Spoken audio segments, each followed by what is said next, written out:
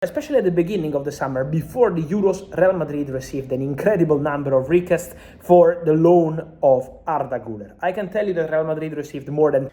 Hey guys, welcome back to the channel, Fabrizio Romano here, as always, to keep you posted on the transfer market. Today, guys, we go from Spain, Arda Güler, Vitor Roque, to Germany, England, Manchester. Let's jump into it together.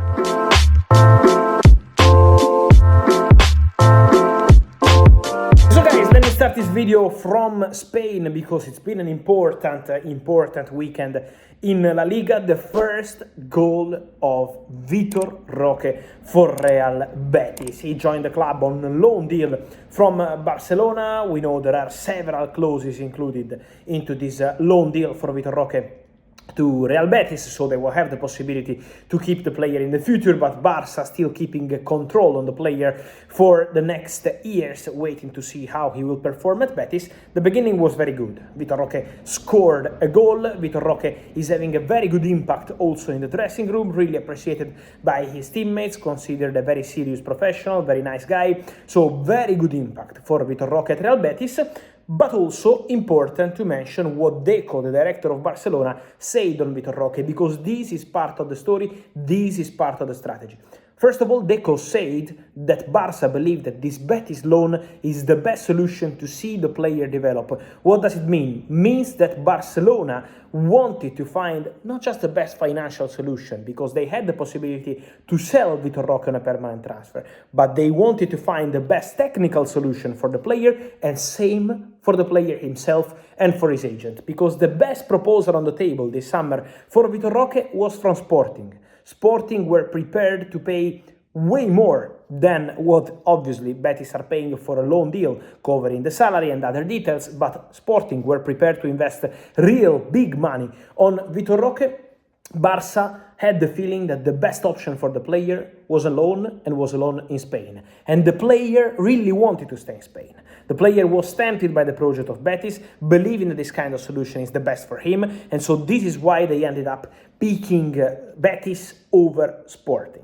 But Vitor Roque is really having a good impact at Betis. Let's see how it will continue on the pitch, but also off the pitch, in the dressing room, very good feedbacks, and I can guarantee that Barca are still keeping a close eye to the process of Vitor Roque and to the progress of Vitor Roque at Betis in order to make a decision on his future also in 25, in 26, the next two summer transfer windows, to see what's going to happen with Vitor Roque. Also, this summer, especially at the beginning of the summer, before the Euros, Real Madrid received an incredible number of requests for the loan of Arda Güler. I can tell you that Real Madrid received more than 10 approaches, especially from clubs, not only in Spain, of course also in Spain, but also from abroad, from Germany, and not only for Arda Güler on loan. Straight loan, no buy option, no buy obligation, coverage of the salary, bonuses from Real Madrid. One club offered Real Madrid also bonuses in case they were accepting a loan for Arda Güler. So we cover the salary and we pay you good money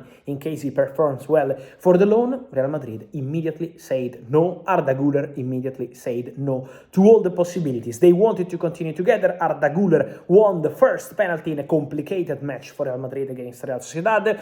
He's doing very well, so Real Madrid are very happy to see him at Valdebebas on a regular basis, playing with Real Madrid shirt, but also with the national team. With Turkey, he's doing very well, so the value of the player is absolutely super in this moment, and so Real Madrid very excited with the process of Arda Güler, but also never really considering the possibility of sending Arda on loan this summer, again, despite more than 10 approaches for the Turkish talent.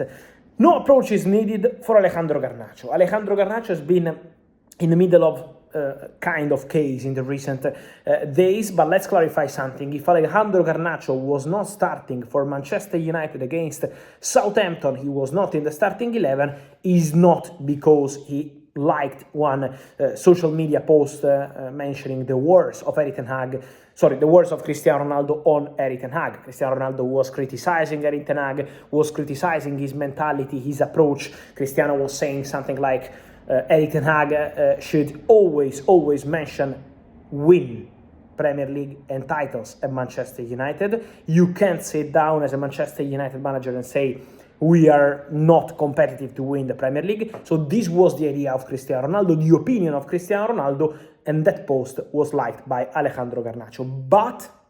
But first of all, let me say that that was one of my posts on my Instagram account.